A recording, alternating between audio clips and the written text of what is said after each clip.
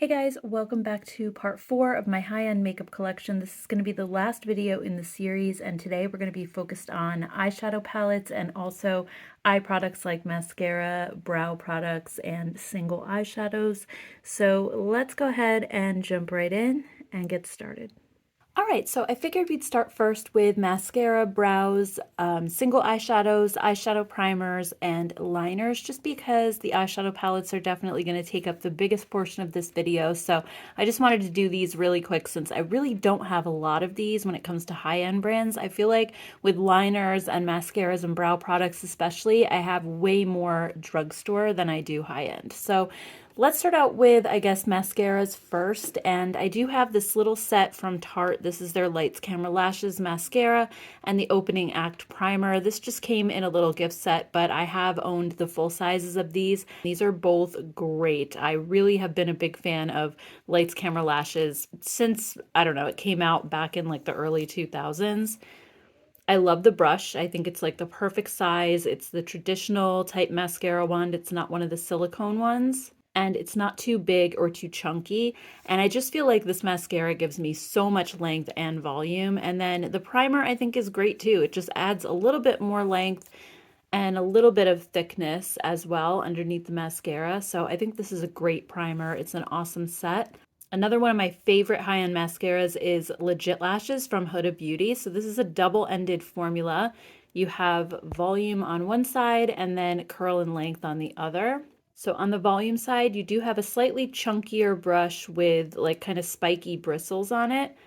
And then on the curl and length side, you have a slightly curved wand. It's a lot skinnier and the bristles are a lot smaller as well. So this just helps kind of comb through all the clumps. I usually use the volume side first and then I finish off with this side, and this gives me like the biggest lashes. I love it so, so much.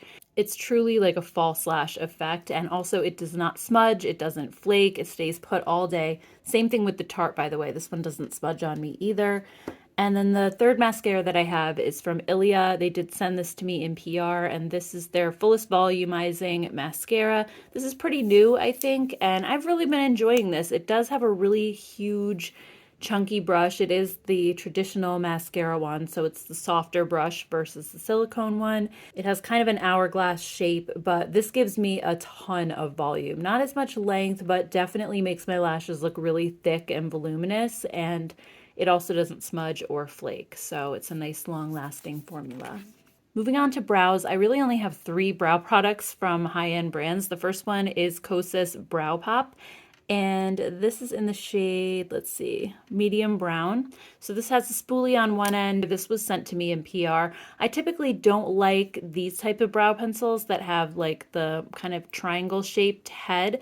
I normally like a micro brow pencil or something that's like a lot smaller, but this definitely gets the job done. This medium brown shade is a little bit warm for me. I have very, very cool toned like ashy brows. So this color really isn't my perfect match. I do have an e.l.f. brow pencil that's a way better match color-wise for me, and that's the one that I think I use the most. I did show that in my drugstore version of this video, but the formula of this is pretty nice. I do like how it glides onto the skin very easily, and it's not like a stiff or waxy pencil, so it's pretty nice.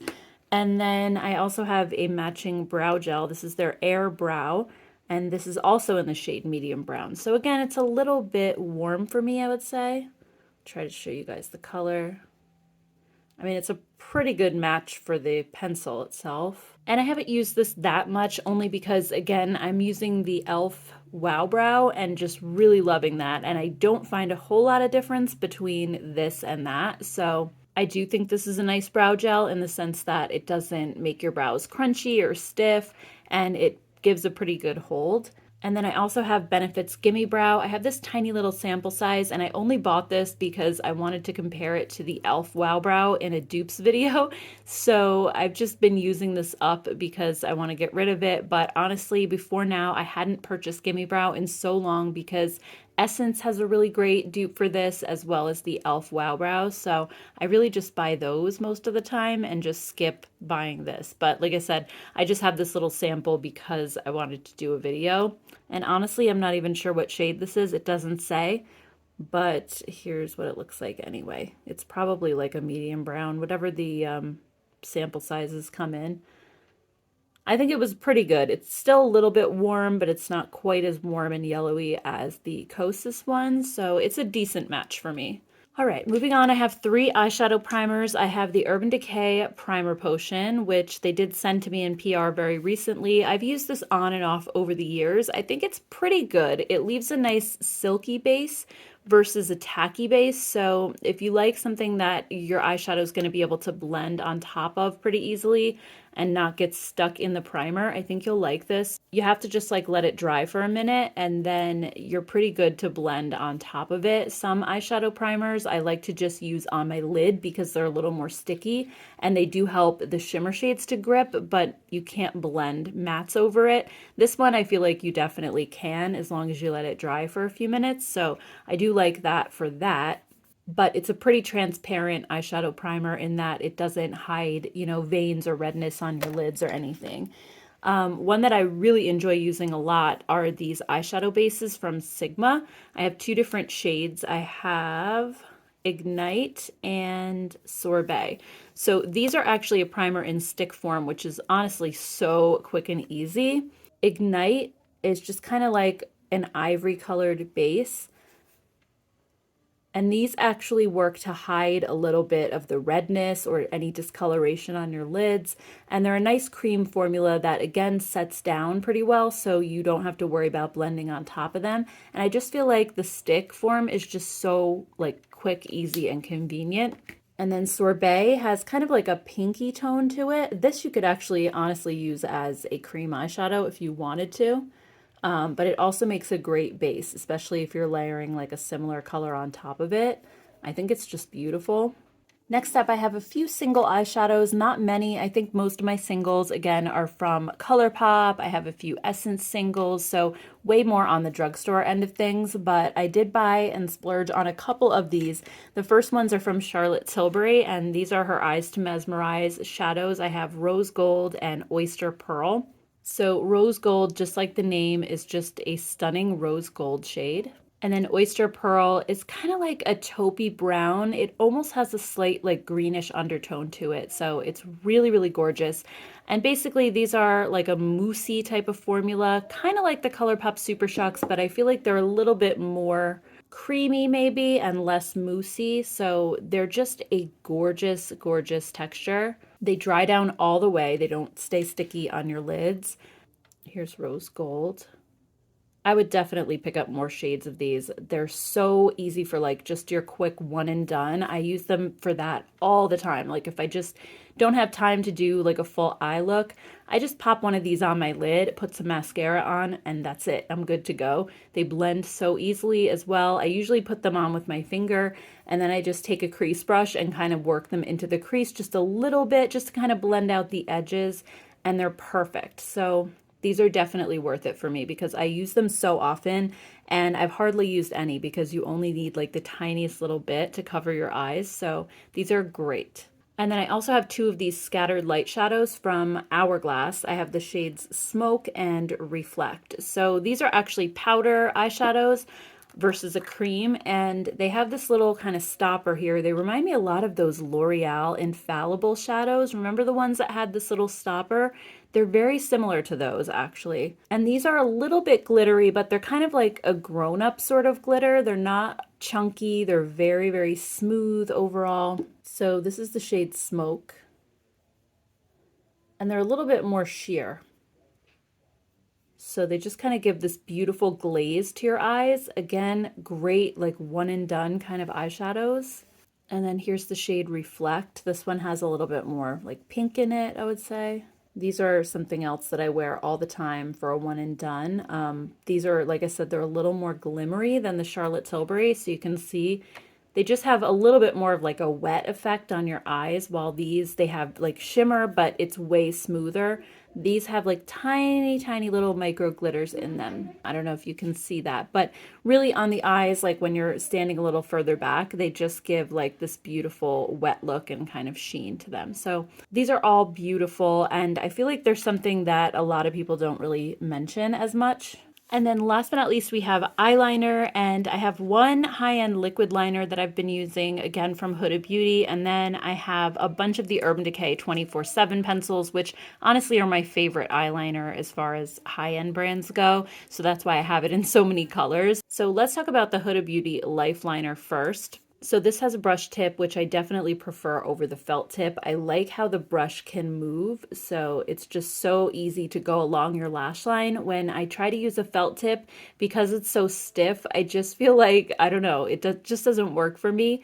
So I definitely love a brush tip, and this one just, you can make such a thin line, which I think is perfect for hooded eyes. If you don't want to spend the money on this one though, I do have a great dupe, and that is the LA Girl Jet Setter liquid eyeliner. So let me just show you guys. It's the same exact brush tip. It's a super jet black formula. I mean, it's maybe almost blacker than the Huda one. It's beautiful. So highly, highly recommend this one if you haven't checked this one out and you like a brush tip eyeliner. They also are both just as long lasting. So I've had great luck with this LA Girl one and the Huda one. So I think either one of these, you can't go wrong if you're looking for a liquid liner. And then when it comes to the Urban Decay 24/7 pencils, I have so many different shades in this. I'm sorry, my camera wants to focus on what's behind the pencils. All right, let me try to put it in front of my hand because I think that makes it a little bit easier. Okay, so this is the Urban Decay 24/7 Glide On Eye Pencil in the shade 0, which is black. And these are just the creamiest eyeliners. They're great for your waterline just because you don't have to like pull or tug, and they just show up so easily. They're also waterproof, so they last a really long time. An awesome dupe for these though, again, is the Koki waterproof eyeliners. These are the Velvet Smooth eyeliner. These are made in Germany. They're fantastic formula, and they come in a ton of colors just like the Urban Decay ones do. And I want to say they're like $6. So really, really good. I also have a coupon code for Koki to save 25%, which is Gen25. So watch this. They're just as creamy, maybe even more black again than the 0 color from Urban Decay. And just like I said, a fantastically long-lasting formula. So I highly recommend the Koki ones. I know I probably showed these already in my drugstore version of this video, but they're just fantastic. So anyway, let me just quickly swatch the rest of the Urban Decay colors in case you were curious about those. All right, so some of these, I don't know if they still have the colors or not. I'm guessing they do because these are all relatively new, but they do discontinue them pretty regularly. So the first shade I have is Mushroom, which is like a taupey, silvery color with almost a little bit of purple behind it. It's a gorgeous color. Next up we have Smog, which is like a bronze. And then Roach, which is like a warm coppery color. And Vice, which is a beautiful purple. And then Alkaline. This one's more of a matte. I think this might be one of the velvet ones. Gold Mine, which is a gold. Overdrive, which is like an emerald green. Double Life, which is like a kind of a shiny, almost like a penny color. It's a little bit lighter than this one. And then the last one is Lucky, which is also like a copper. So yeah, I mean, the colors are beautiful, and definitely I think these are worth the money. It's just knowing that the Koki ones are out there and they're so much cheaper, it kind of like doesn't really make sense to buy these unless you're looking for like a specific color that Koki doesn't have. But for me, I wear black or brown for the most part. I don't normally use the colors that often. So for me, it kind of doesn't make sense. I just go with the Koki ones. But if you're into colors, I think Urban Decay really has some gorgeous ones. All right, so moving on to eyeshadow palettes, we have my Anastasia Beverly Hills collection. So some of these are no longer available, some of them still are. I really enjoy these palettes a lot. I like the formula. It can be a little bit powdery. Everything is really, really soft. So there is some powder kick up in the mattes, and the shimmer shades can sometimes be a little bit crumbly, but they're also incredibly impactful on your eyes. They just look really shiny, really foiled a lot of the time. The first one I ever ever purchased, of course, was Modern Renaissance. This is when I feel like the brand really started taking off. And I just remember the excitement around this palette when it first launched. This is pretty old now, and I have noticed a decrease in the quality of the shadows, so I'm probably going to repurchase this. I was kind of hoping it was going to go on sale for Black Friday, just because, I mean, these do have a pretty short shelf life, 6 months, which is kind of ridiculous for powder eyeshadow. I feel like they definitely last longer than that, but this is from, what, 2015, 2016, something like that, so it's several years old at this point, and I've just noticed especially that some of the mattes are kind of developing hard pan. They don't feel quite as soft, they don't blend the way they used to, so I will probably get another one just because I really do enjoy this palette. Next up is Norvina. This is by far one of my favorite palettes from ABH. I just love these colors with my cooler pink toned skin. I just feel like they complement it so well, and I do like that there are some warm tones in here too, so it's a really versatile palette. I think Subculture was probably the third one that I purchased, and this one really hasn't gotten a lot of use. As you guys can see, it looks almost practically brand new. The formula of this one, as you may remember, definitely was under a lot of scrutiny, and yeah, I just felt like it was super powdery. This one was a little bit more difficult to work with. I know they did reformulate it, but I have the original version of this palette, and I never went back and spent the money on the reformulation. I wasn't going to do that. I mainly keep this just for comparison purposes and things like that, but I did love the color story. I thought it was really beautiful. I also had gotten the Prism palette, which is no longer available, and these fuzzy covers attract so much dust. But anyway, inside we have some gorgeous shades in here. I especially liked this one, Dimension. I thought it was so beautiful. There were a couple shades in here that were a little kind of more crazy that I didn't wear, like Sphere, for example. But this was an interesting mix of color. You had some dusty, like cool tones like Lure and Dimension, and then you had some warmer tones like Pyramid and Saturn, and then some jewel tones as well, like Throne. So yeah, it was an interesting mix of colors, but really, really beautiful. Soft Glam is another favorite that I just reach for over and over again. And this one actually has a shelf life of 18 months, which is really interesting that Modern Renaissance was different. I don't know if maybe they've changed over time because Modern Renaissance is so old. Maybe the newer ones do have a longer shelf life, but I found that kind of interesting, and I haven't noticed any decrease in the quality of Soft Glam. It's not quite as old as my Modern Renaissance, but it's not super new either, so it's definitely past the 18-month shelf life. And by the way, this is not the brush that came in here. I have no idea why I stuck that in there. But anyway, I love this palette just because it is such a perfect neutral palette. And again, you have some cooler shades. You also have some warmer tones mixed in. And it's just a great one. I love this one a lot. Riviera is another one that I believe is now discontinued, but this is beautiful. I actually remember doing a video on this one with 3 different looks, and if you do happen to look that up, please forgive me for the camera quality. It was not the greatest. I think back then I was still filming with my cell phone, but I did really love the looks that I got out of this palette, and I honestly didn't play with it as much as I probably could have. I used it mainly for that whole summer, and then I put it away and kind of forgot about it, but it is a beautiful, beautiful color story. Next up we have Sultry. This was another one that I just used the heck out of for a really long time, and I definitely should take this out and play with it again. I do have dupe palettes from C Color and Alter Ego as well that honestly are just as good as this palette. I feel like they are really, really similar quality-wise. So going back and forth between this one and also the 2 dupes that I have, it kind of didn't get as much use as it would have if I just had this one.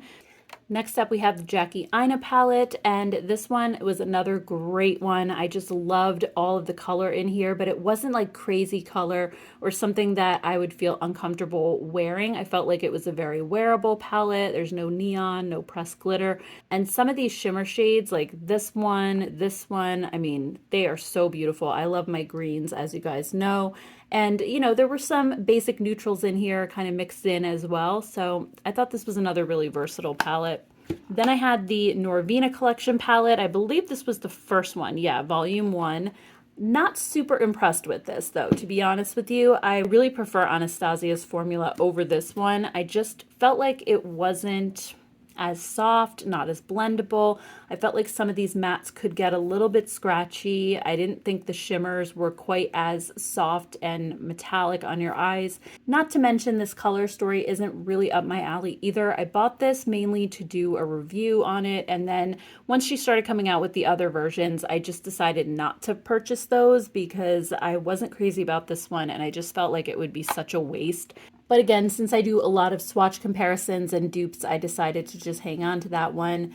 And last but not least, we have the new Primrose palette from ABH, and this one is a beautiful color story. Don't get me wrong, I also like that it has blushes in it, but for some reason this just didn't excite me as much as some of the previous palettes. Like, I remember being so excited over Modern Renaissance and Soft Glam. Don't feel the same way about this one, and I don't know if it's just because maybe I have so much makeup at this point, and back then when these palettes came out, I didn't have as big of a collection. So I don't know what it is, but I feel like a lot of people have said kind of similar things about this palette. It's really pretty, but is it super exciting? No, we probably have a lot of these colors already in our collection. I do like the formula. I think it feels really nice, but yeah, for me, it was just okay. All right, so next up we have my Tarte collection. Tarte used to be one of my absolute favorite brands. I bought every single thing that they came out with. I just loved them so much. And I feel like over the years, again, I don't know if it's just because we all have too much makeup, but everything just started to look the same. And I think it's partly that we have too much makeup and partly because Tarte is just very repetitive when it comes to their color stories. I don't feel like they venture too outside of neutrals. So again, if you like neutrals like I do, you're going to like most of their palettes, but it also can get a little bit boring as well, especially if you have a lot of their palettes already. So let's start first with their Tartelette series because these are probably my favorite and most used palettes from Tarte. The first one is the original Tartelette. And this one, you're going to see it's actually brand new because they did send me one in PR, and I had my original one that was so old. I got it when it first came out. So they did send me a new one and I got rid of my old one, but I actually have not used this one yet. I really need to do that because this is a gorgeous palette. It is, however, all matte, and I think that's part of the reason I don't reach for it is just because I normally like to wear a shimmer on my lid. This one had a lot of cool tones. It also had some warm tones mixed in, so it's just a really versatile neutral palette kind of for everybody. Tartelette in Bloom is probably my favorite. This is the one that came out next, and this also has some cooler tones, but I feel like this is mostly warm overall, but it's not super warm. It's not as warm as the Toasted palette, which you'll see next, but I just feel like this is very neutral overall, very easy to wear.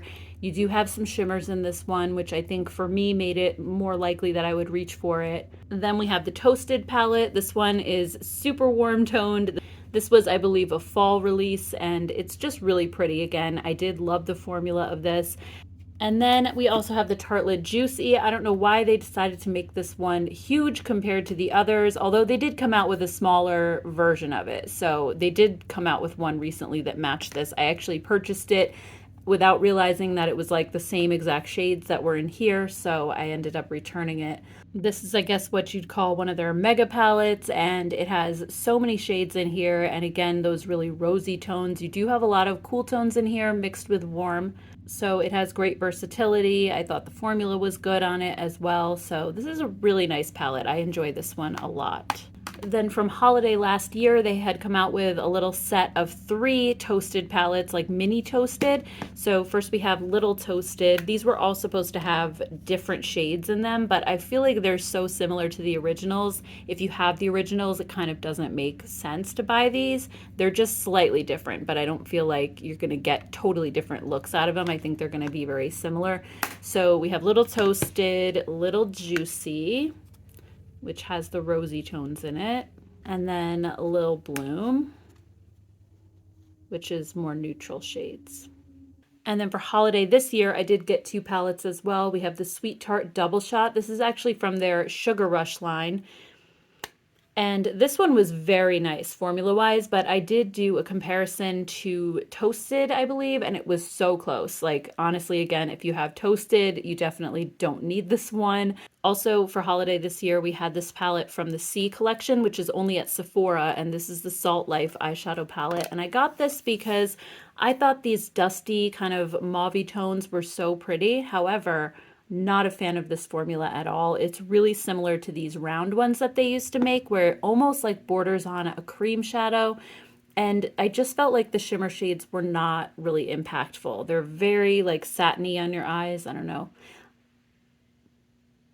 It's not focusing on my finger, but basically they didn't give me the impact that I'm looking for. But if you like a more subtle shimmer, then you will like these. They don't have glitter in them and they're very like just slightly shiny. So if you have more textured eyelids, this might actually be a good option for you.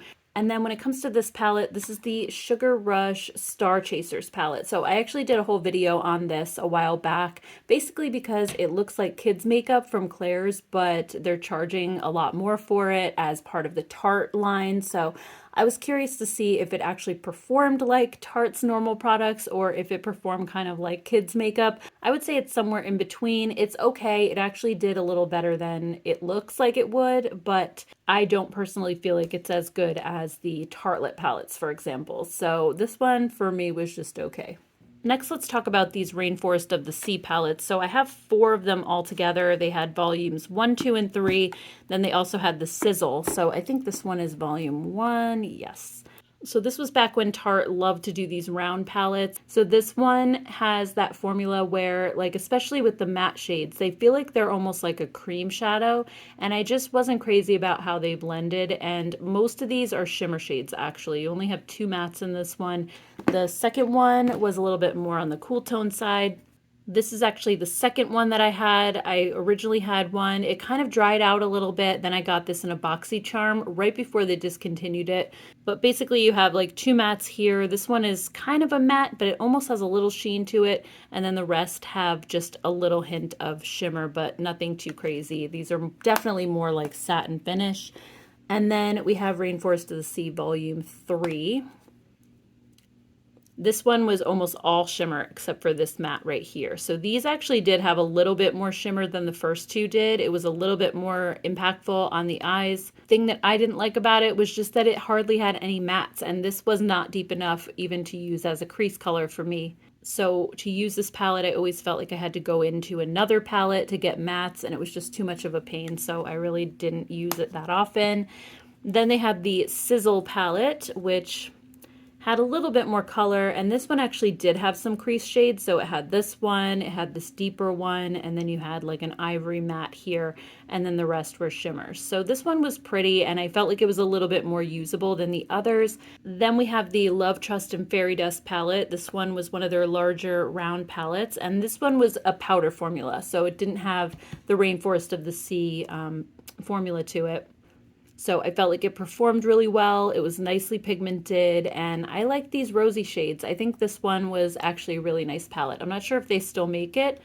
Next up, we have the Sex Kitten palette. This one, again, you'll see it has never been used. I had it originally that I purchased myself, and then they sent it to me in a PR box, or maybe I got it in BoxyCharm. I can't remember, but the first one that I had was very scratchy and really hard to use. Like, these shadows did not blend at all. So when I got it in PR or wherever, I just decided I wasn't going to use it, but I kind of held on to it just in case I needed to swatch it or compare it to anything. So that's that one. I have 2 versions of the Maneater palette. You guys have probably heard me talk about this before, but I was just so upset when they came out with the second one. So this is the first one, and it has this big long shade right here. And I really enjoyed this palette. I thought the formula was great. I liked the warm tone colors. And then they came out with version 2, and on Instagram they showed it and it didn't look the same. Whatever kind of saturation filter they were using made it look different. So when I got this home, I quickly realized it's the identical palette, same shade names and everything. They just shortened that longer shade on the left there and added a black. That's it. Everything else is exactly identical. And they didn't really make that super clear when they were advertising Maneater 2. So to me, if you're going to make a second version of a palette, like make a second version of it. Don't make it the same with one additional shade, you know? It kind of just didn't make sense. So I sort of felt like I got duped into buying this one. This other one, I also felt like I got duped into buying because the pictures on the Ulta website made this look like a super cool toned, rosy toned palette. And then I got it home and it basically is warm tones. So I was definitely upset by that. I felt like, again, it was sort of false advertising. Next up, we have the Aspen Ovard palette. This was a collab that they had done with her. And this palette is beautiful. If you like just really, really neutral shades. I felt like it wasn't overly warm or cool. It was kind of right in the middle. And I used to get so many requests to dupe this palette. So that's one reason I kept it, even though it's so old. Over the years, people have even asked if they could buy this from me because it sold out and it kind of never came back. And I think there was a lot more demand for this palette than they realized. I also have the Clay Play and Clay Play 2. So the original Clay Play had all matte shades. It had matte eyeshadows, and then you had 3 matte kind of bronzer or contour shades right here. And then they came out with Clay Play 2, which I thought was going to be very different. But again, it kind of wasn't. All of the matte shades, as far as the eyeshadows, are the same. What they did was just add 3 shimmer shades in here. And then this bronzer is the same, but they added a blush and a highlighter. So I feel like the second version is definitely more usable than the first one for me because I do like to use shimmer shades. Plus, instead of just having 3 bronze and contour powders, you actually have a blush and a highlight. So I did think it was very useful for that. But I was a little bit annoyed again that some of the shades, especially the shadows and this bronzer, are exactly the same as they were in the first version. But I definitely do prefer the second version to the first. Another palette I got pretty recently was this one. This is the Power Bar, and it just is a small little 6-shade eyeshadow palette, and inside you have 2 shimmers, 3 mattes, and then this one, which is kind of like a satin. I wouldn't even call it a shimmer. But this is just a great travel palette. I did bring this with me on vacations this summer because it's really light and small and easy to travel with, and I think the formula is great as well. So it was just an easy, like, neutral palette to bring along. And then I just have 2 of these little mini palettes that they used to have. First is the Tartelette Tease. So this is just kind of a smaller version of the first Tartelette palette. It has some of those cooler tones in it, but this actually does have 2 shimmer shades as well. So this was a really, really cute, fun little palette. And then we have the Tartelette Flirt. And this one was warmer tones. Sorry, this is a mess. It looks like one of the shades kind of crumbled into the other one, but this was something I remember just seeing at the checkout at Sephora, and it was like an impulse purchase because I just love mini palettes. I don't know why. So anyway, that's that one, and that's my entire Tarte collection. All right, next up we have my Too Faced collection. So Too Faced palettes are definitely one of my weaknesses. They have such cute and fun themes all the time that I always end up buying them no matter what. I do think their formula for the most part is really good. There's been a few exceptions here and there, but most of the time they're really great. A lot of their stuff is scented, so if you are more sensitive to fragrance, then you probably are not going to want to purchase these, but overall, I just think they're so much fun. So let's start out, I guess, first with what's right in front of me, which is their holiday gingerbread palette. So the first one actually was the Gingerbread Spice. This one is one of my favorite palettes, even to date, from Too Faced. I just felt like these warm, kind of toasty colors were so pretty. And they also threw in a few pops of color, so it's not a completely neutral palette, but I really, really love this one.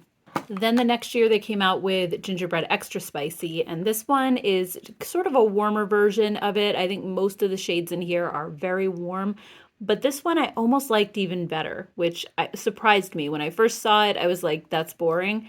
As I started using it, though, I fell in love with this, and I really wish they didn't discontinue these because they're honestly my favorites from Too Faced.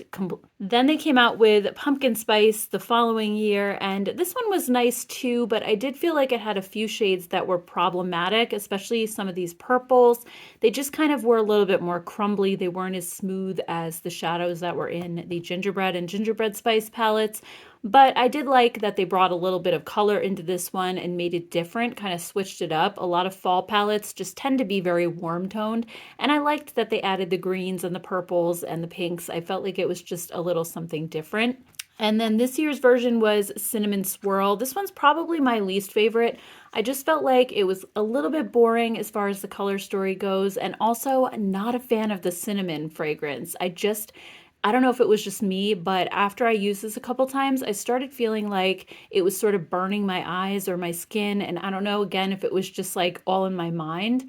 This one I only used a handful of times, and I'm just not really in a super big hurry to use it again. I don't know. It's just okay. Also, let's talk about some of their other palettes in the tin packaging, because I feel like these tin packaging palettes are the best formula that Too Faced has. The ones that come in the cardboard, not so much. So this was the chocolate gold palette, and actually, where's my original chocolate bar? I was kind of trying to go in order of when they were released. All right, so here is the chocolate bar palette. Sorry, it was somehow stuck in with my Makeup Revolution palettes, but anyway, and this is the first one that I feel like really launched the brand, kind of similar to Modern Renaissance and ABH. This one really put them on the map. And this one was just a very neutral palette overall. You did have a couple pops of color. You had this green and also this purple, but mostly if you just kind of cover those two up, it's mostly brown and gold. But I did really enjoy this, and I think the formula is beautiful on it. Next up, we have the Sweet Peach palette. I remember this coming out in the spring and everybody just going so crazy for it. It sold out super, super fast. I didn't end up getting mine until the fall when they restocked finally, and there was just so much hype around this one. Something tells me that if it came out today, people would say this is completely boring, but at the time, I think it was just a combination of the theme and also just, again, it's very wearable, but you do have a couple of pops of color in here that people just went crazy for. So between this one and the chocolate bar, I think those two are what really put Too Faced on the map for most people. The next one that I had gotten was the Chocolate Bonbons palette. So this one, I felt like it was a little bit more cool toned to neutral. It had some browns in it, but you also had some pops of these cooler pinks, the gray. This deep teal down here was super pretty as well. It had the little heart shapes, so it was really cute. And this one also did smell like chocolate. Chocolate Gold is probably my favorite out of all of them. This one, when I first saw it launch, I was like, nope, too colorful. I don't want this one. And then I was in store at Sephora and I swatched a couple shades and I realized it's actually not that colorful. If you cover up the green and you cover up like this pink and purple right here, it's so neutral. Like it really is a super wearable palette. And it has some mattes in it, but not too many. It's mostly shimmers, and I find that it just makes it really easy to do a look because for me, I have a crease shade, I have a transition or blending color, you have a black if you want to do liner, you have something like for your brow bone, and you just do that neutral base with the brown in the crease and then just pick one shade to put on your lid and you're done. Like it's foolproof and the formula is fantastic. So this is another really big favorite. They also had come out with these two palettes in the Peach collection. So the first one was just Peachy Mattes, and this one is just an all matte palette. And you guys know I've mentioned already how I feel about all matte palettes. Not a huge fan, but this one is a really beautiful color story. I can't think of other palettes that I have that have this many peachy colors in them. I think most are, if they're warm tone, they have a lot more oranges in them. And this one was just really, really pretty and soft peachy colors. So I did like this one a lot. I just sometimes had to reach for another palette for a shimmer shade. And then we had White Peach. And this one, I think a lot of people were not big on because it really only works for fair to light skin tones. I think there's just so many light colors in here. For me, it was perfect. Honestly, these cooler tone shades went really well with my pink undertone, and this is one of my favorite Too Faced palettes, but I know not everybody feels that way about it. But yeah, I just love this one. They also had come out with the Natural Matte and Natural Eyes palettes. So these replaced, I think they had ones of the same name before. They were just in different packaging, and they came out with these and also a face palette. Anyway, we have the Natural Matte one first, and these had kind of a vanilla smell to them. This one, I don't know why I bought it because I'm not a fan of all matte palettes. It was probably just because at the time I wanted to review it. Yeah, this one, it was just really soft neutrals. And then Natural Eyes was definitely my favorite of the two. You did have some shimmer shades in here. You had a couple mattes, but not too many, really. It was just this top row and then this one right here. But it was just a really nice neutral palette. I mean, nothing super special, but I liked it. Then we have these over here. We have the Natural Love and Natural Lust. And like I said, I'm just not a big fan of the formula in the cardboard packaging. I just don't think it's as good as the tin packaging. This one was just, I think it was a spring release at the time. Everybody kind of went crazy for it. It was actually a very light palette overall. I don't think deeper skin tones really would be able to use a lot of this palette. It's very pastel over on the left side over here. So again, it worked for me, but it definitely couldn't work for everybody. So that was that one. Then they came out with Natural Lust, which had a little bit more depth and a little bit more variety as far as the colors went. And this one I did think was pretty. Again, I just felt like the formula was a little bit lacking with this one. Then we had two palettes that came out that were sort of more on the neutral side. The first one is the Born This Way Natural Nudes. And this one I actually really love the color story a lot. I got a lot of use out of this one. I felt like it was just super, super wearable overall. The formula was okay. It wasn't, again, as good as the tin packaging, I don't think, but it was decent. It wasn't too bad. And then we had the Teddy Bear palette, which ended up being a lot smaller than I thought it was going to be. It's teeny tiny. And this is actually very similar, I think, to the Natural Nudes, except it has a few more pinks. But otherwise, not really my favorite. I felt like it was so hard to get into these shimmer shades. And as you can see, they're kind of like almost developing hard pan. They were difficult to pick up for me. So I don't know. Definitely, again, not my favorite.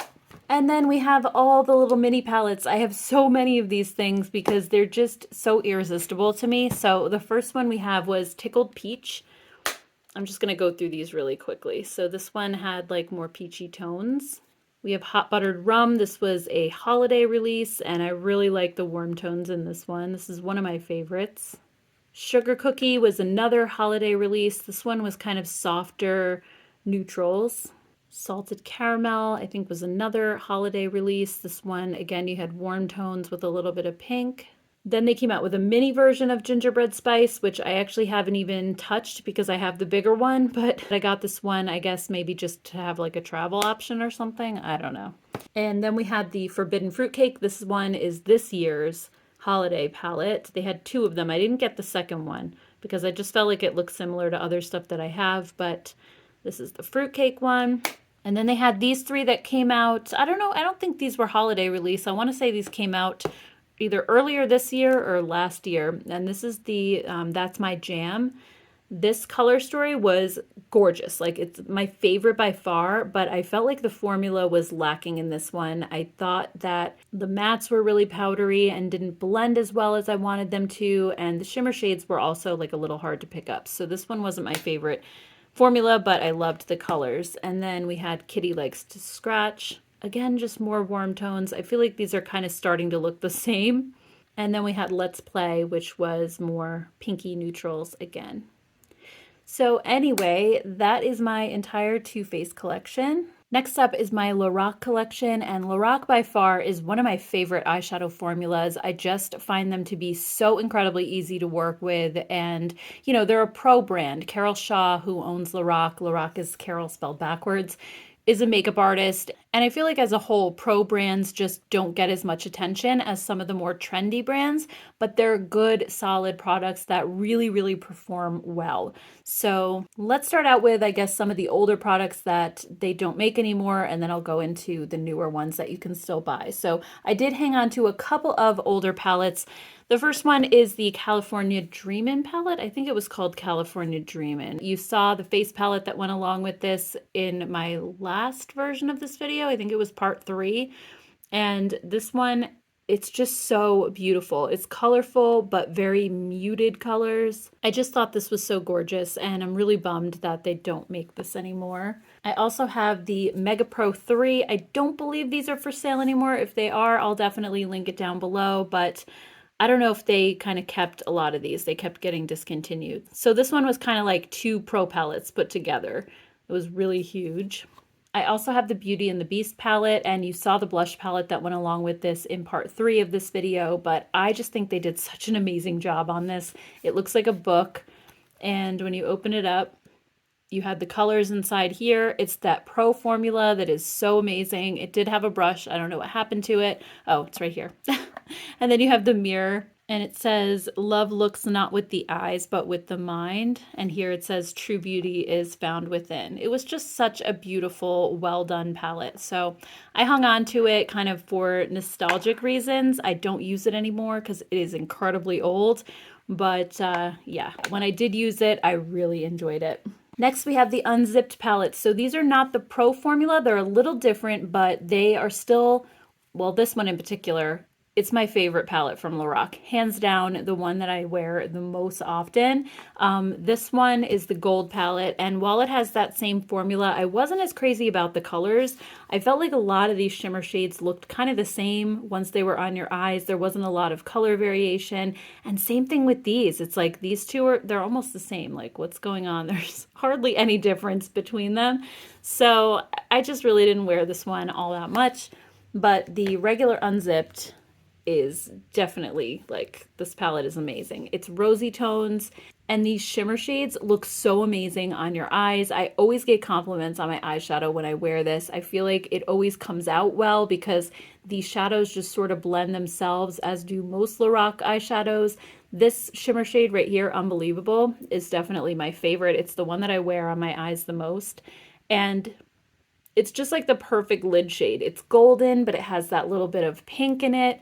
It's beautiful. So highly recommend this palette if you don't have it already. I also have this one. This is the Luxe Diamond palette. I think this was from either last year or the year before holiday, but I want to say they still have this. I heard from one of you guys recently that said you actually just bought this. So if it's still available, I'll link it down below. This is also the Pro formula. This one is definitely more on the warm tone side, but I think it was beautiful as a holiday palette, and just in general, I honestly used it throughout the year. Then we have the original Pro palettes. They have been reformulated. Now they have a new Pro formula that I like a little bit better, but these still, I think they stand the test of time. They are just so gorgeous. So the first one is the original Pro 1. And these are laid out so that you have the mattes on the top row and then the shimmers on the bottom. And I would say the shimmers in these are a little bit more satiny. So if you have more texture on your eyelids and you don't want like a metallic shadow, then these are great for that. I happen to like a little bit more impact, and the new palettes definitely do have more impactful shimmers. So if you like these softer ones though, the original Pros are definitely for you. So that was Pro 1. Then we had Pro 2, which had, I think, a more cool tone vibe overall. Then Pro 3 is just very neutral. It has a good mix of, I think, warm tones and a few cool. And then Pro 4 was kind of the rosier version, and I love this one as well. Then, as I mentioned last year, they did reformulate the Pro palettes, so they had 3 that they came out with. The first one was Noir. And this one was definitely on the cooler tone side, although it does have some warm tones as well. And it was just more smoky and deep overall. And then Soleil was a warm tone version. And this one, I loved how they set it up with the mattes over here and the shimmers over here. Just made it really easy. And then we had the Pro Palette Artist Edition. And this one had a nice mix of warm and cool shades, and it's just a bigger palette to play with. So there's a lot of variety in here. And again, they did all matte, then shimmer, then all mattes, then all shimmer, then all matte. So they really set these up just to be very easy to use. And then of course we have the brand new Fairy Tale Forest palette. This one just came out, and I actually did a video on this and the new minis as well. So if you want to check that out, it was a very recent video of mine.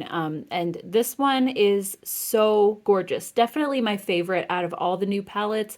I do like Noir and Soleil, but I feel like they're not quite as versatile. Noir is just, again, if I want something deep and smoky. Soleil, I have to want warm tones. I feel like this just has everything. You have some greens in here, you have some neutrals, you have some pinks and rosy tones. So it's overall just a really easy to use palette, and I've been reaching for it so much lately.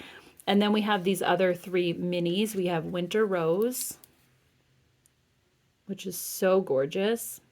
And then Frosted Sequoia, which again is those perfect neutrals. And then Mystic Oak is a little bit more deep and smoky. All right, so that was my Lorac collection. Again, highly underrated brand. All right, so moving on to my next drawer, I have some Pat McGrath palettes and also my Sigma palette. So let's start with Pat McGrath. I only have 3 of those. And the first one that I have is her Divine Rose palette. So this is part of the Mothership collection. It comes in really super heavy packaging. And this palette is beautiful, but do I honestly think Pat McGrath is worth the high-end price tag of $129? No. For me, I feel like my Sigma palettes are pretty much just as good.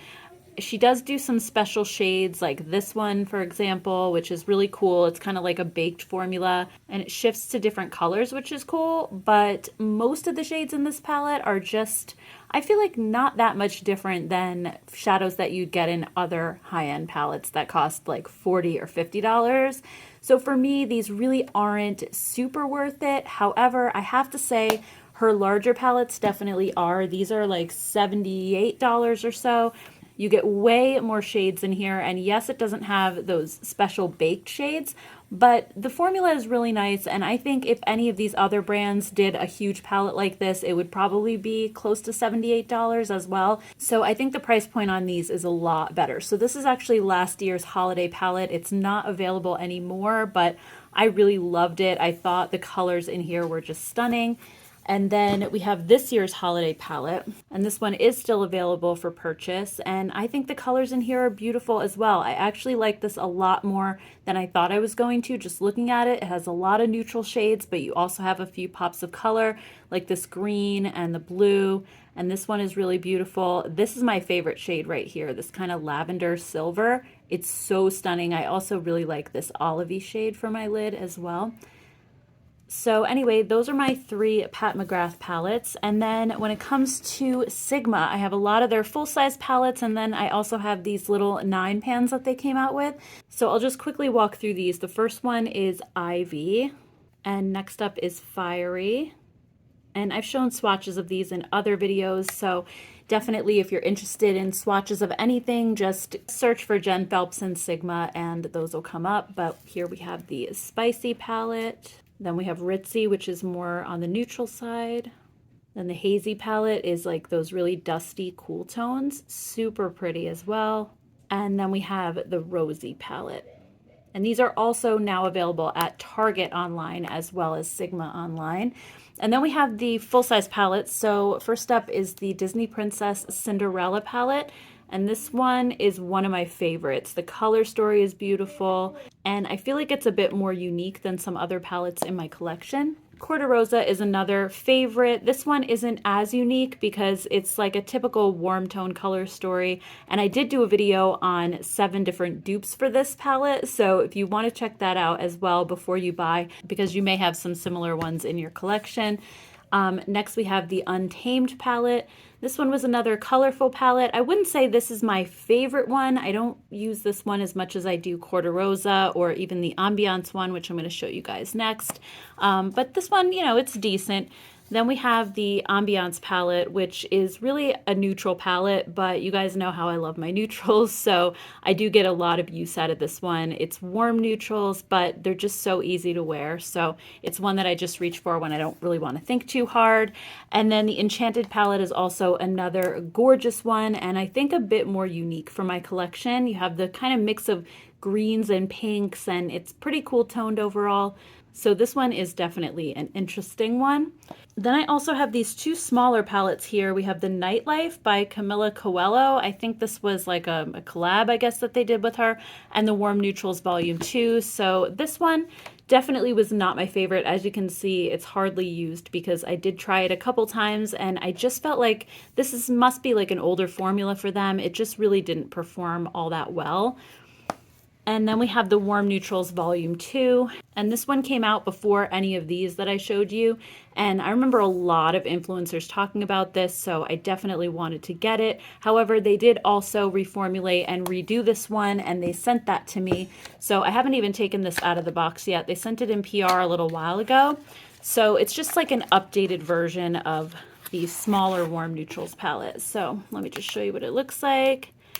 So there's a couple of additional shades in here and it's just beautiful, and I'm guessing it's the same formula as these other ones are, so I know I'm definitely going to love it. Not that the old one was bad, but this formula is just awesome. So I definitely recommend checking out Sigma if you haven't already. I also do have a coupon code with them, so I'll leave everything linked down below. All right, moving on, I have some Violet Voss palettes. The first one is the Flamingo palette.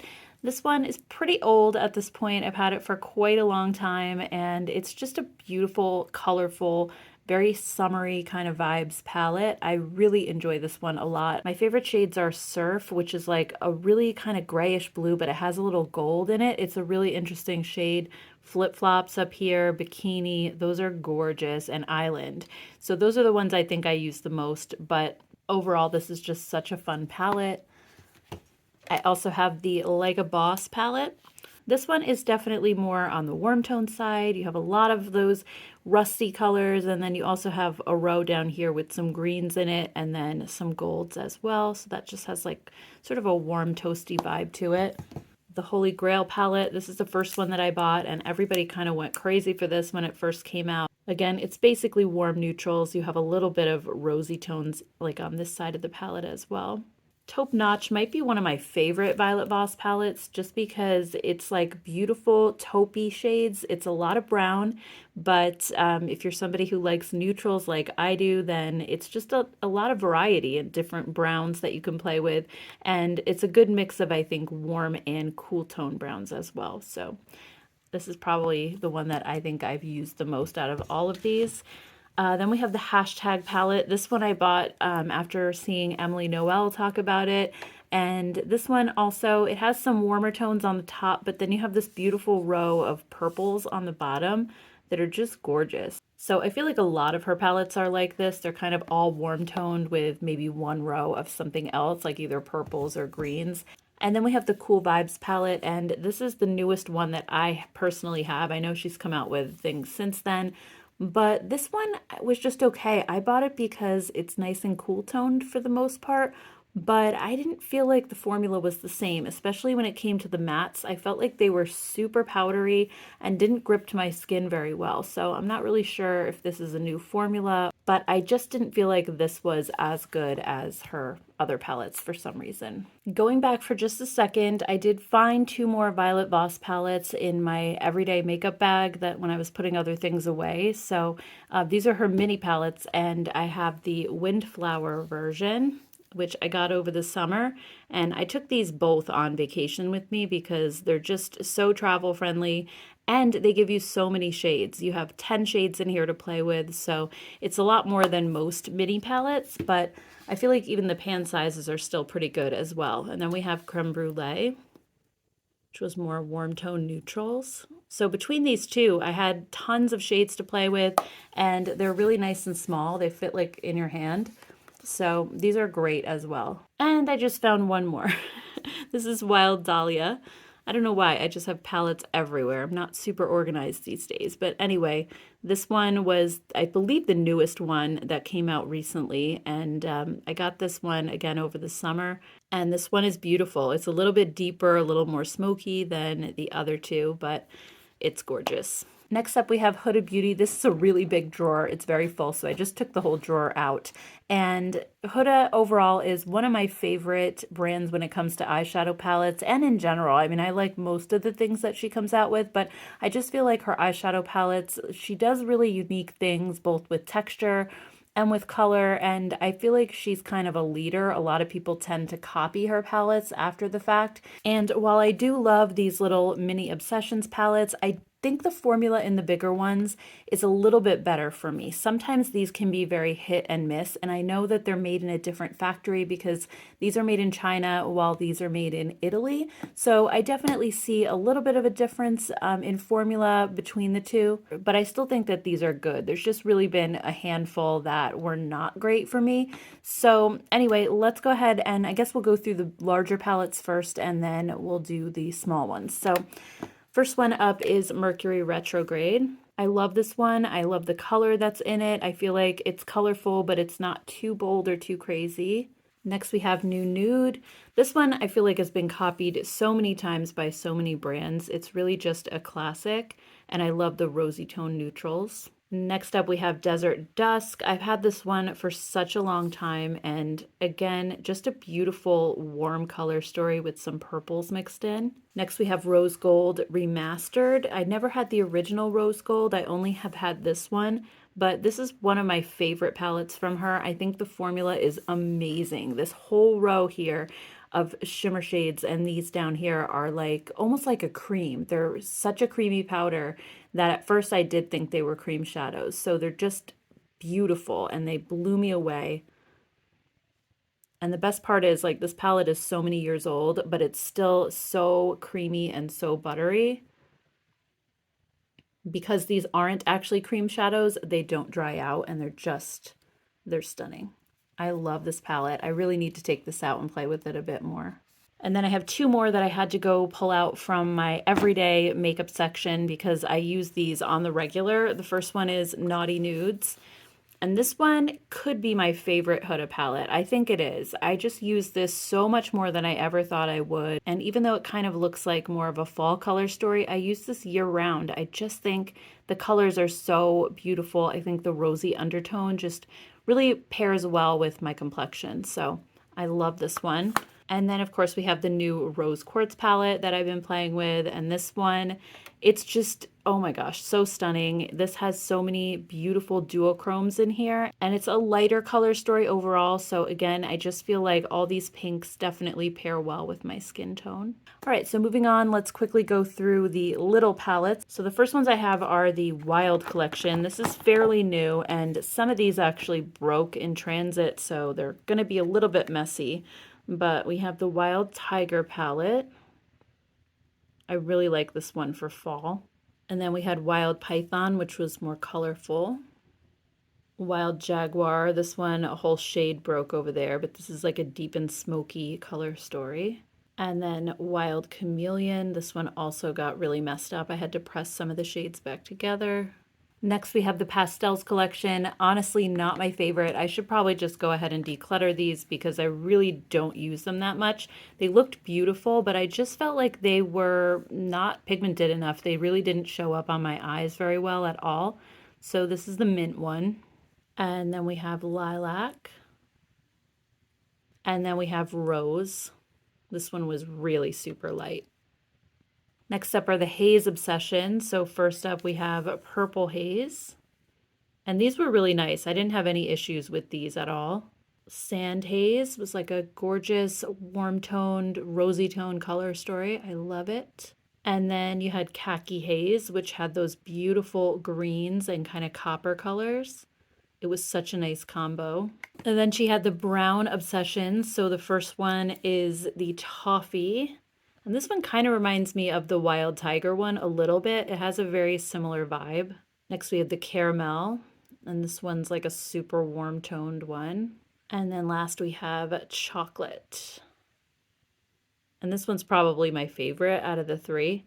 Next up are the Nude Obsessions. These were probably my favorite of the series of these little Obsessions palettes. I just love these so much. The Nude Light is everything. Like, for my skin tone, it was so perfect. This is another one. I really feel like it's time to take it out and play with it again some more because I just enjoyed using this palette so much when I first got it. And then we had Nude Medium. This one was definitely more on the warm tone side. You also had some pretty rosy colors down here, and I used this one as well. I didn't feel like it was too deep for my skin tone at all. And then the last one was Nude Rich. And this one too, I use this one so much. Even though it was meant for deeper skin tones, I definitely could still use it. I had a nice crease shade right there, a nice transition color. So yeah, I thought this one was really beautiful. And then we have the older ones that came more in the cardboard packaging. So I have the Amethyst Obsessions and Topaz Obsessions. This one also kind of looks like the Wild Tiger one a little bit. Smoky Obsessions, which was my favorite one at the time, and I still love this palette. I think it's a gorgeous, just like everyday neutral palette, but you can kind of go smoky with it or stay a little bit on the lighter side. Warm Brown was, again, just very warm tone neutrals for the most part. And then Mauve Obsessions, you had your pink tones and rosy tones. I didn't feel like this was super mauve overall, but I still like it. I think it's pretty. And then we had the Coral Obsessions, which was really bright, fun pops of color there. So I did actually have some other palettes kind of hiding underneath. So I had two from NARS. This is the Narcissist Loaded palette. I don't even know if these are around anymore, so if they're not, I apologize. But these were just basic neutral palettes overall. And then this one was the Narcissist Wanted palette. I really like this one. This is a great palette. I also have the Nightingale palette from Pretty Vulgar. I got this, I believe, in a BoxyCharm, and this is just a really cool toned color story overall. And then I just have two down here. I have a mini Smashbox palette.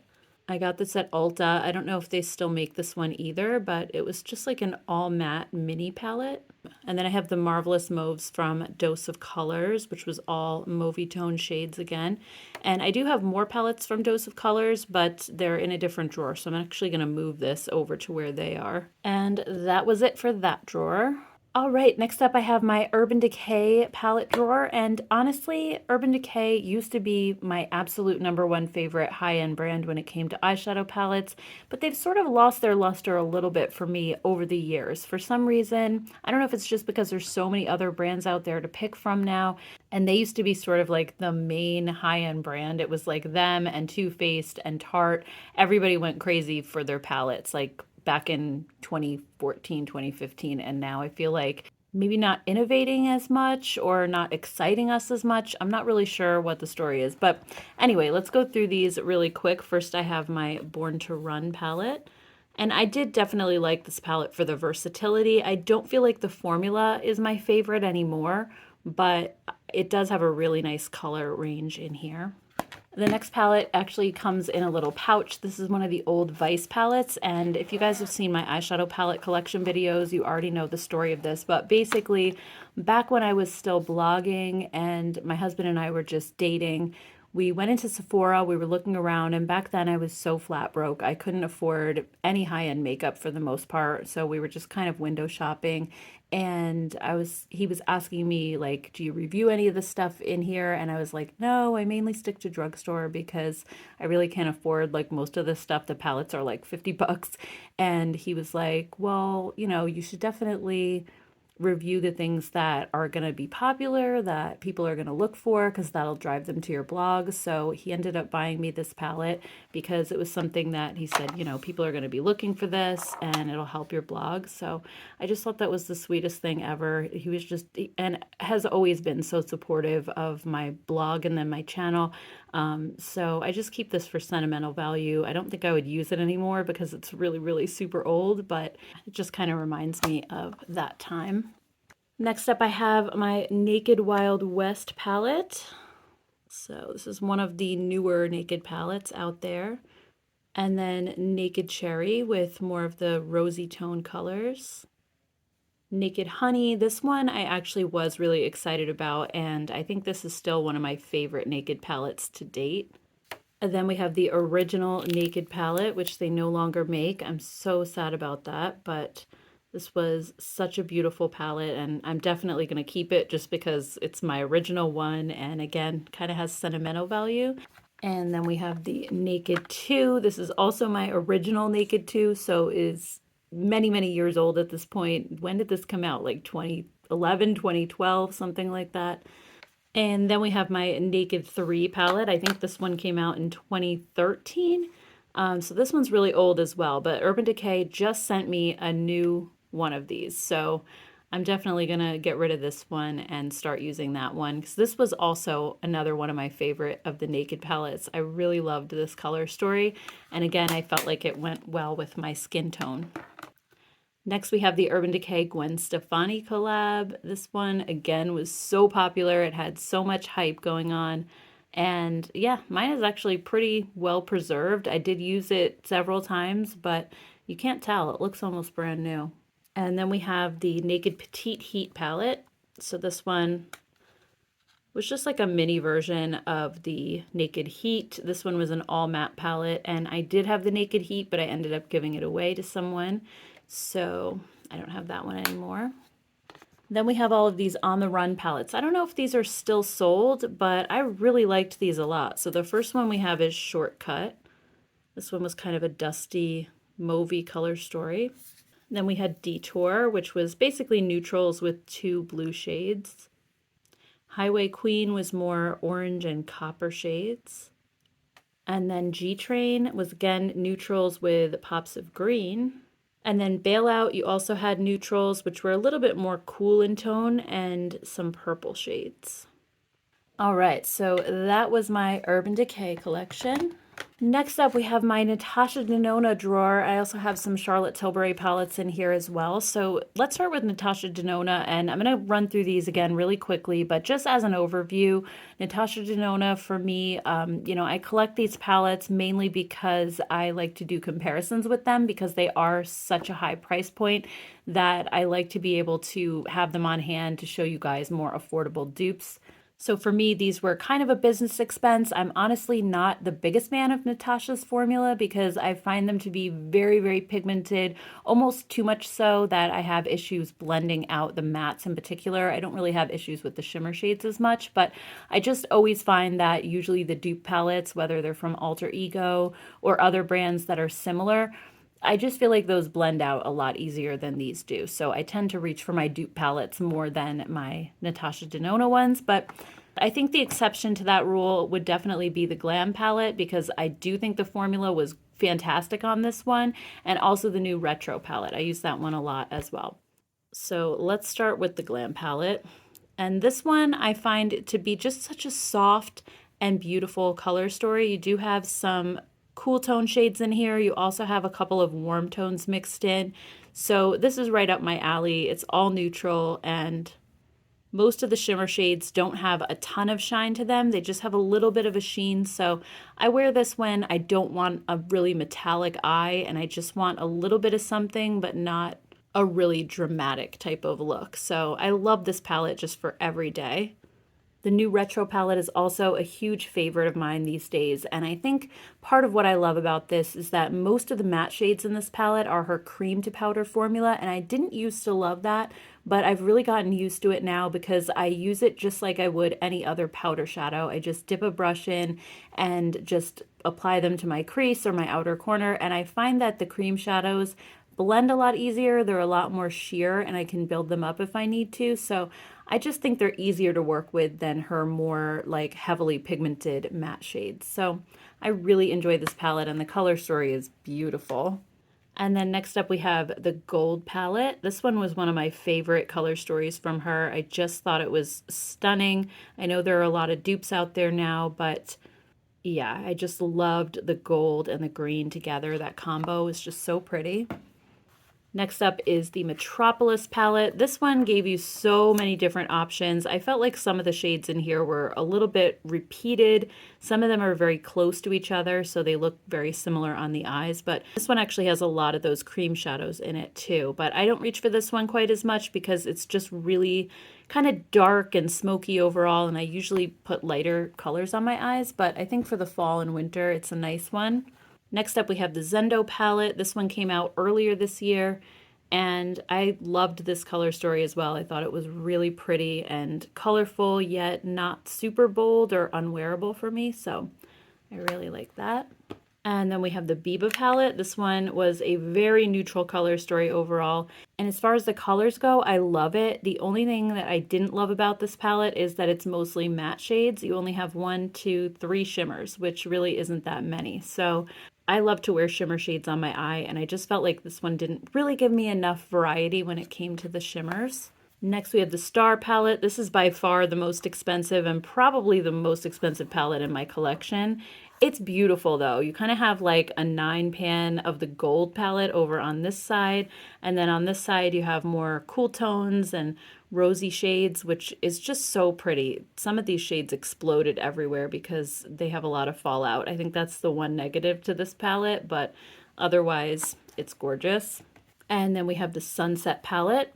This one I feel like was duped again so many times from ColourPop's Yes Please, Bad Habit when they were around. I don't know if Alter Ego has a dupe for this one, but if they don't, I feel like most people have these warm tones in their collections anyway. Once this palette came out, I feel like everybody was doing the warm tones with a pop of yellow. So it definitely was, I think, the palette that kind of started that trend. Next up, we have the Love palette.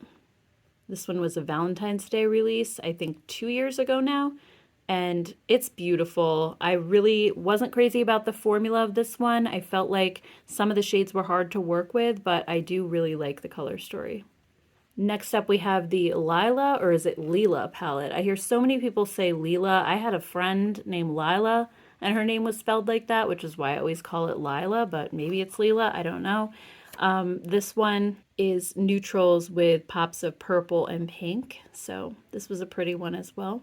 And then we have the Safari palette, which again is an all matte palette. I bought this because I wanted to compare it to the C Color dupe, and since then there have been a couple dupes to come out on the market, so that's mainly why I have this. But again, not really a fan of all matte palettes, although some of the colors in here are stunning. So if you like all mattes, this is a great one.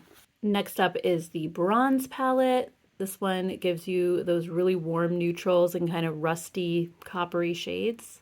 And then last but not least was Sunrise. This was supposed to be a companion palette to the Sunset palette, but this one has a little bit more color. It's not just the warm neutrals. You also have some pink and purple in there as well.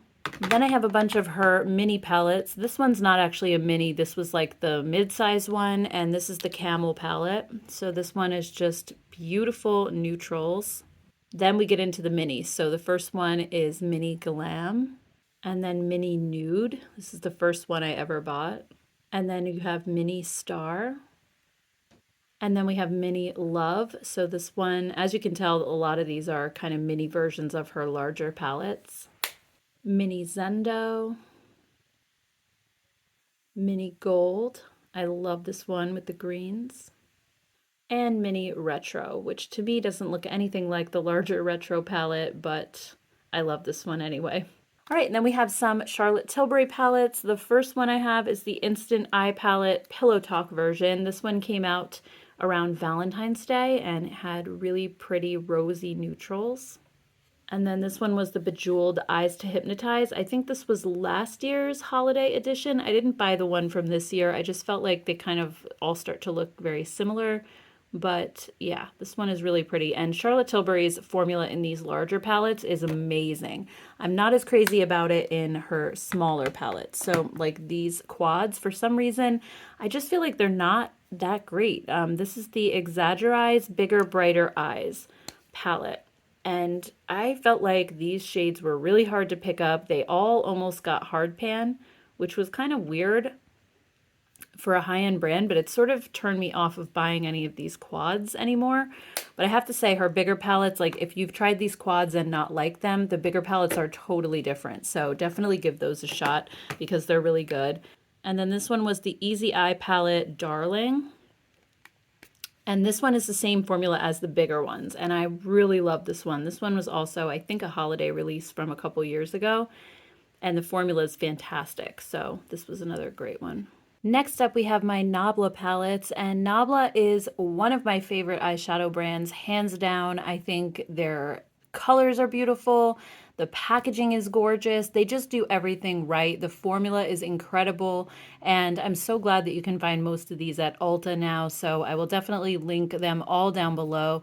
There's a few that you can't get on Ulta, but I believe Beauty Bay has them as well, especially if you're international. You can always grab them over there. So let's start with the one I bought first, which was the Dreamy palette. I bought Dreamy and Soul Blooming together, and this was before they were at Ulta. I ordered them from their website in Italy. They took a little while to get to me, but was so worth it. So the Dreamy palette you can get at Ulta. And like, look at this color story. It is so incredibly beautiful, just really soft and pretty colors. And their matte shades are like velvet. They have such a unique texture and feel compared to any other mattes in my collection. A lot of companies do really soft mattes, but there's just something extra velvety about these. They're so gorgeous. And their shimmer shades are also just really nicely pigmented. So this one is beautiful. Soul Blooming, unfortunately, is one of the ones you can't get at Ulta for some reason, but this palette also is just stunning. Like, look at how beautiful this is. If you have a lighter skin tone like I do especially, I think you would just love this palette. These colors are right up my alley. They also had come out with the Dreamy 2, and this one was just a little bit deeper and smokier version of the Dreamy palette. I definitely love this one. Side by Side is one of the newer ones that they came out with, and this is also just such a perfect neutral palette. And I think it actually kind of reminds me of the Natasha Denona Biba palette a little bit, but this one has more shimmer shades than that does, so I prefer this one. Not to mention, I think the formula is better than Natasha Denona as well, at least in my opinion. Again, a favorite for sure. And then we have Poison Garden. This one is also such a pretty one. I just love how they come up with more unique color stories. Like you have the oranges and the warm tones, but then you also have a nice mix of cool tones as well. This blue, this cobalt is so gorgeous. And look at the packaging. So beautiful. Also, we have the Secret palette, again, with the crazy beautiful packaging. And then a beautiful color story inside as well. They have some duochrome shades in here. This one, Play Hard, is so cool. Like, look at how amazing that is. As you can probably tell, Nabla is definitely a favorite brand of mine.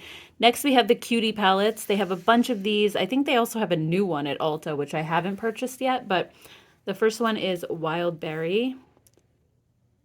This one surprised me as being a really big favorite. This shade in my crease with this on my lid, the Alchemy shade, is such a gorgeous combo. This is kind of like a duochrome topper, and it's so beautiful. Next, we have the Nude Cutie palette. This is another favorite of mine. So pretty. And then we have Metropolitan. And then we have Coral Cutie. And the last one is Platinum with beautiful smoky cool tones. All right, and then in my last drawer, I have kind of a mix of different brands going on. So let's start with, I guess, Melt Cosmetics first. I have 3 palettes from them. And honestly, they have to stop tempting me with their beautiful color stories because I really do not like their formula. Now that I have 3 palettes from them, I can honestly say, like, I'm pretty much done. This is the Gemini palette. It's gorgeous, but their eyeshadows are just problematic for me. I feel like the matte shades are inconsistent. The shimmer shades especially are just, they go everywhere. They sometimes kind of like puff up in the pan and go everywhere. I don't know why, but they seem to have some formula issues. They also have a really short shelf life. It doesn't say on here, but I want to say it's like under a year. And I just feel like they're too expensive to be dealing with those issues. So anyway, there's the Gemini palette. And next we have 27. This one was a gorgeous warm tone color story with a couple of cool tones mixed in. And as you can see, like my shimmer shades are definitely starting to crumble. This one kind of puffed up and it's like exploding everywhere. And then we had the Mary Jane palette, which was the more recent one. And this one was a mess. It was even worse than the first 2. I feel like, you know, this shade got hard pan and I couldn't pick it up. This one was so loose in the pan, it just kind of went everywhere. These 2 were okay, but they're kind of too deep for me to wear on my lid on an everyday basis. And then this one, like, another glitter explosion going on over here. And I felt like the mattes too were just very like hard to blend out. So I loved this color story, but not the formula. Next, we have the Patrick Ta Major Dimension eyeshadow palette. I really like this one a lot. I thought the formula was wonderful. They also have 2 cream shadows that are under this door right here, and I love how they did that to keep them from drying out. So I was really impressed with this formula. I'd love to see more from Patrick Ta. And I have 2 palettes from Dominique. I have the Rustic Glam palette. I actually did a video on this back when I first started my channel, or like in the first year. And I just thought the shades in here were so interesting and it was a bit more unique. So I also felt like some of the mattes in this one were hard to blend out as well, but it wasn't a bad palette.